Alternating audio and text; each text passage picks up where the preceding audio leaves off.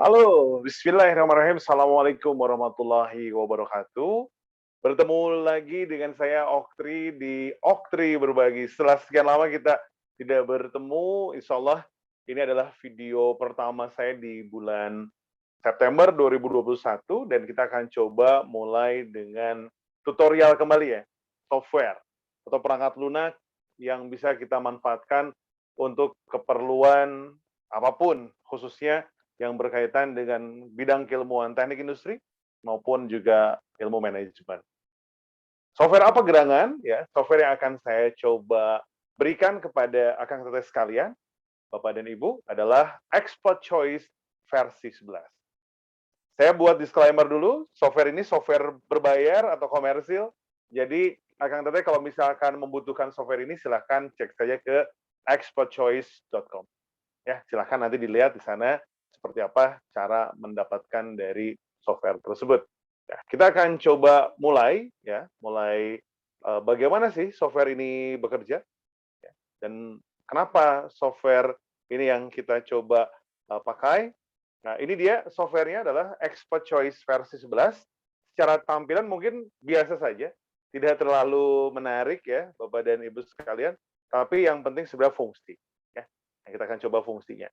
Nah, yang pertama akan saya coba perkenalkan adalah bahwa metode atau apa yang digunakan dalam Expert Choice ini mengambil atau mengadopsi dari analitik hierarki proses atau AHP yang dikembangkan oleh Profesor Thomas Saati dari Amerika Serikat.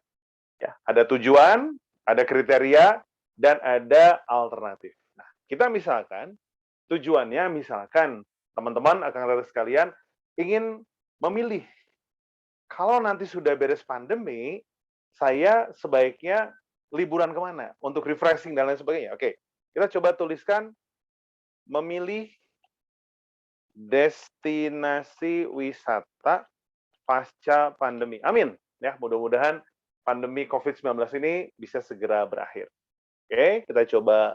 Oke. Nah, di sini teman-teman sekalian kita sudah menentukan tujuannya. Ya.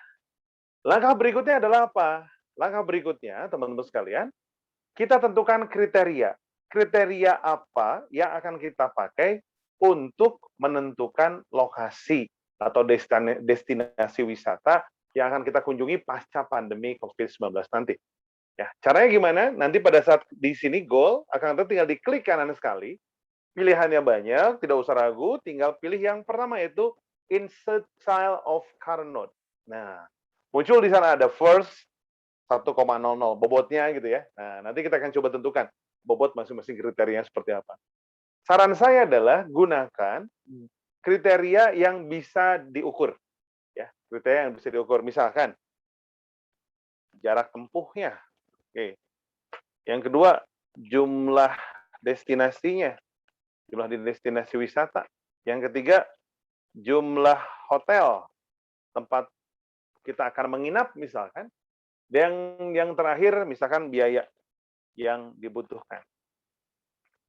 Misalkan kita punya 4 ya, ada jarak tempuh, ada jumlah destinasi wisata, ada jumlah hotel, dan ada biaya yang dibutuhkan. Oke.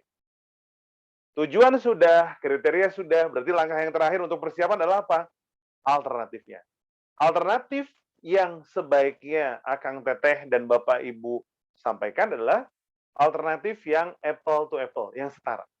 Jangan sampai misalkan yang satu bagus banget, yang satu jelek banget ya. Yang setara lah, yang apple to apple. Nah, kita coba ya, kita coba. Bismillah, mudah-mudahan ini setara. Misalkan satu Pangandaran, punten. Pangandaran, oke. Yang kedua, misalkan semuanya laut ya atau pantai, Anyer misalkan. Pilihan ketiganya, misalkan apalagi ya, Anyer, Pangandaran, oh Pelabuhan Ratu. Pelabuhan Ratu. Dan yang terakhir misalkan Santolo. Nah, ya, ada di Jawa Barat 3, di Banten 1 misalkan. Ya, semuanya diasumsikan setara. Nah, sekarang kita akan coba masuk ke bagaimana membobotkan. Ya, bagaimana membobotkan masing-masing kriteria. Nah, ini bisa menggunakan expert judgment, misalkan satu orang saja dinilai atau kita sendiri menentukan, enggak. Tapi alangkah lebih baik, lebih bijak untuk menentukan bobot kriteria ini, kita minimal ada partner, ada 2 orang atau 3 orang, boleh ya, kita sama-sama diskusi, silahkan. Ya, kemudian pada saat kita akan menentukan bobot kriteria, apa yang dilakukan? Tinggal diklik goal, lalu akan teteh Bapak Ibu sekalian diklik ada 3:1. Nah, tampilannya akan menjadi seperti ini, Akang Teteh dan Bapak Ibu sekalian. Ya, ada perbandingan yang kita sebut sebagai pairwise comparison, perbandingan berpasangan, ya. Nah, nanti di sini kita lihat ada yang harus kita bandingkan. Maksudnya apa dibandingkan? Tingkat kepentingannya. Nah, tingkat kepentingannya ini. Lalu pertanyaannya ini ada angka 1 sampai dengan angka 9, apa maksudnya? Kalau Akang Teteh ingin tahu angka 1 itu apa definisinya, 3, 5, 7, 9 itu seperti apa, nanti di sana ada A, B, C. Ya, sebelahnya 3:1 ada A, B, C, atau pairwise verbal comparison. Ini pairwise numerical comparison, berpasangan yang menggunakan angka. Kalau kita pengen tahu angka 1 itu artinya apa, angka 3 dan seterusnya itu apa, kita klik pairwise verbal comparison. Di sini ada nih, Akang Teteh sekalian. Ya, ada di sini ada equal. Oh, 1 itu equal. Artinya apa? Kalau kita pilih angka 1, berarti antara yang kiri dengan yang kanan, antara atas dan bawah ini sama pentingnya. Tidak ada yang lebih dominan daripada satu sama lain gitu ya. Kalau 3 itu moderate, ya sedikit lebih penting. 5 strong, 7 very strong, 9 extreme. Nah, kita akan coba pakai angka saja ya, agar lebih memudahkan ya. Karena saya background dari teknik industri, akan jauh lebih nyaman. Nah, tapi preferensi Akang Teteh, Bapak dan Ibu mungkin bisa berbeda. Ya, kalau saya secara pribadi lebih senang pakai angka saja. Oke, kita mulai langsung sini. Jarak tempuh dibandingkan jumlah destinasi. Nah, ternyata bisa hasil diskusi kita menentukan bahwa mending jumlah destinasi dulu yang dipentingkan daripada jarak tempuh, walaupun jauh, tapi jumlah destinasinya banyak itu terbayar misalkan ya. Kita jadi terbayarkan. Misalkan apa? Moderate saja kita kasih 3 gitu ya. Kemudian kita bandingkan yang berikutnya, kita geser aja ke kotak yang berikutnya. Ya, kita klik ke kotak berikutnya. Jarak tempuh versus jumlah hotel. Nah, ini dia. Kalau jarak tempuh pendek, mungkin kita bisa bolak-balik. Tapi kalau jarak tempuh jauh, hotelnya harus tersedia untuk kita menginap. Oh, ini berarti sama penting nih. Oke, kita klik 1. Nah, karena kita sama penting. Kemudian, karena pasca pandemi, selama pandemi ini kita sudah banyak keluar uang banyak ya, dalam jumlah yang tidak sedikit juga. Kemudian juga mungkin saja ada koreksi penghasilan ya. Ya udahlah, biaya ini lebih penting misalkan. Biaya kita kasih angka 2 aja lah, yang terlalu jauh. Nah, setelah selesai perbandingan di tahap pertama, kita masuk ke tahap yang kedua yang bawahnya. Nah, tunggu dulu. Di sana muncul incon 0,00. Apakah gerangan incon 0,00? Ya, incon 0,00 ini maksudnya adalah apa? Batas ketidakkonsistenan. Sudah muncul indikator ketidakkonsistenan. Maksudnya apa? Berpasangan, membandingkan secara berpasangan dan dengan berbagai macam karakteristik kriteria yang ada, kemudian kita jumlah orang yang diskusinya juga banyak, bisa jadi menimbulkan ketidakkonsistenan berpendapat.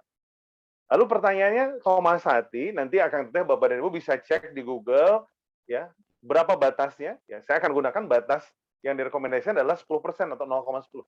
Jadi kalau misalkan nanti inkonsistensinya itu di bawah 10% atau masih 10, oke, kita masih bisa tetap lanjutkan. Tapi kalau di atas, kita harus lakukan reduksi. Nanti saya akan coba simulasikan gimana kalau misalkan dia lebih besar ya. Di video berikutnya akan saya coba buat bagaimana caranya untuk mengurangi potensi ketidakkonsistenan. Jumlah destinasi dengan jumlah hotel. Jumlah destinasi ini lebih penting, bisa kita kasih nilai 3. Oke, ini masih karena tadi saya konsisten di sana. Jumlah destinasi dengan biaya. Nah, ini kadang-kadang jadi ragu gimana. Tapi ya yang kita tuju adalah apa? Destinasinya. Nah, biaya nanti kita bisa menyesuaikan.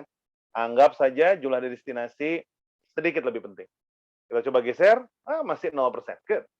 Jumlah hotel dengan biaya. Nah, ini kayaknya biaya nih harus kita lebih pentingkan. Kita kasih 3.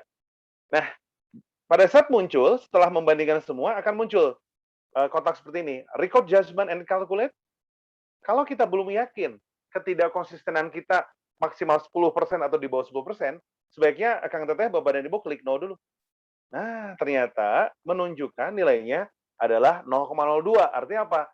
Konsisten. Ya, cukup bisa kita terima. Kalau sudah clear ininya 0,02, kita klik sebelah kiri. Itu ada model view. Ya, ada model view, akan sekalian diklik. Nah, baru record judgment, yes. Alhamdulillah. Kita sudah dapatkan hasilnya bahwa dari keempat kriteria ini kita punya bobot untuk masing-masing kriteria. Ya, jarak tempuh bobotnya 13,8%, jumlah destinasi wisata 44,9%, jumlah hotel 12,6%, jumlah biaya atau biaya yang dibutuhkan 28,8%. Artinya jumlah destinasi menjadi faktor utama untuk kita memilih apakah kita akan ke Pangandaran, ke Anyer, ke Pelabuhan Ratu, atau ke Santolo setelah nanti pandemi ini berakhir. Amin ya. Oke, kita masuk sekarang bagaimana cara memilih ini. Nah, kalau tadi Akang Teteh, Bapak dan Ibu, kita bisa pakai expert judgment, bisa pakai pendapat yang sifatnya kualitatif, yang kanan pun sebenarnya bisa. Ya, yang kanan pun sebenarnya bisa. Namun kalau misalkan Akang Teteh punya data, kita buat nanti dibuat skalanya, ya, data dari masing-masing kriteria akan jauh lebih bagus.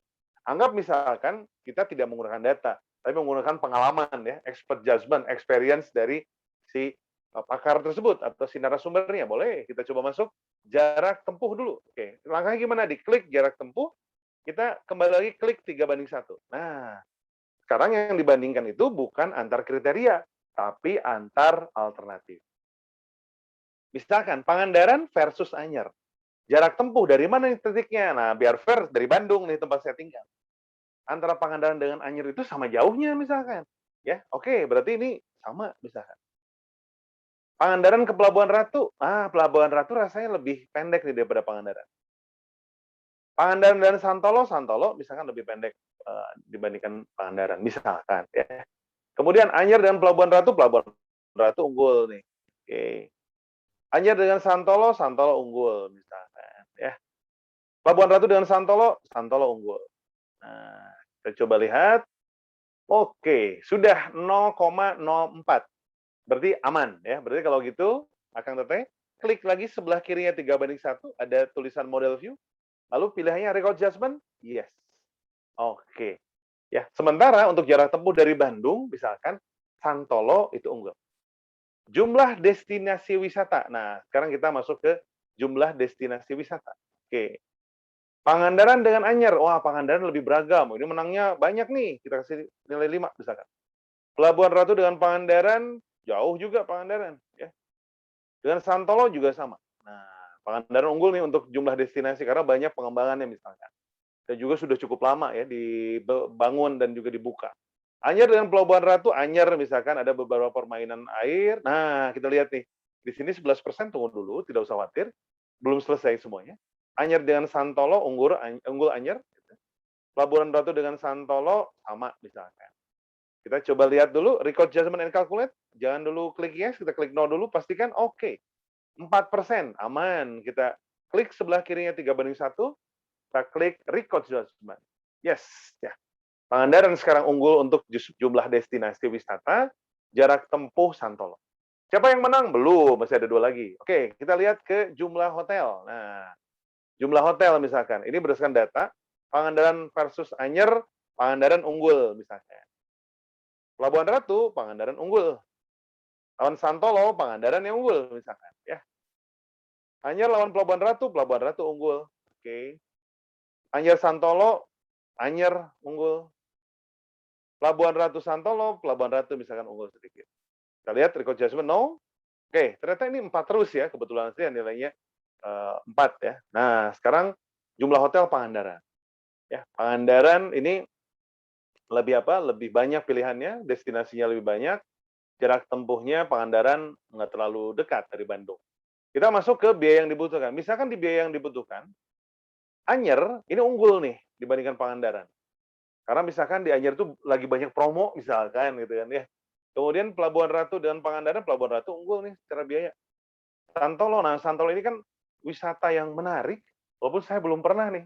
Saya sebagai orang yang leluhurnya orang Garut, ini saya pengen banget ke Santolo, mudah-mudahan nanti diizinkan oleh Allah ya, bisa main ke Pantai Santolo. Misalkan Santolo biayanya sedang ada promo juga besar-besaran gitu ya. Santolo unggul di sini 5 misalkan. Anyar dengan Pelabuhan Ratu, Anyar unggul sedikit. Anyar dengan Santolo, Santolo unggul sedikit misalkan daripada Anyar. Pelabuhan Ratu dengan Santolo, Santolo unggul misalkan. Kita klik, record adjustment and calculate, no dulu, oke 5%, berarti clear ya, semuanya di bawah 10%. Nah, kita sudah dapatkan dari 4 kriteria itu, masing-masing kriteria sudah ada ya, sudah ada pemenangnya. Biaya yang dibutuhkan Santolo ke-1, Anyar ke-2, Pelabuhan Ratu ke-3, Pangandaran terakhir.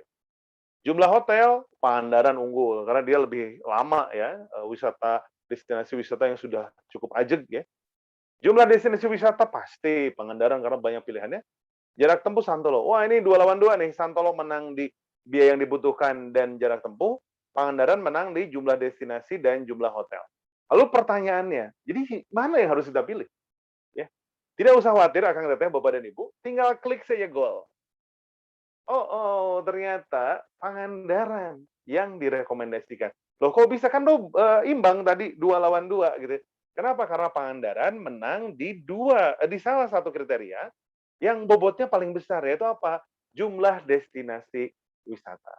Nah, nanti di video berikutnya akan saya ajak simulasi ya, dua simulasi. Yang pertama, bagaimana kalau ternyata ketidakkonsistenannya lebih dari 10%, apa yang harus dilakukan? Yang kedua, bagaimana cara kita melakukan interpretasi lanjutan. Ya. Terakhir, saya ajak Akang Teteh masuk ke sintesis, atau synthesize. Ya. Kita klik synthesize, kita klik with respect to God. Nah, di sini apa yang kita dapatkan overall inkonsistensi. Ketidakkonsistenan keseluruhannya bagus, 0,03 atau hanya 3%. Kalau kita ingin lebih menarik, tinggal diklik sort by priority, kita dapatkan ranking 1 Pangandaran, kedua Santolo, ketiga Anyar, keempat Pelabuhan Ratu. Terima kasih banyak, Akang Teteh sekalian, Bapak dan Ibu. Mudah-mudahan video kali ini bisa membantu Bapak dan Ibu pada saat akan membuat sebuah keputusan. Tenang, ya di video berikutnya kita akan coba bedah lebih lanjut tentang software expert choice tersebut. Stay healthy, keep strong, start small, and think simple. Terima kasih banyak. Ya, jangan lupa prokes. Jangan lupa prokes. Lebih baik lebay daripada abai. Atur nuhun. Terima kasih banyak. Wassalamualaikum warahmatullahi wabarakatuh.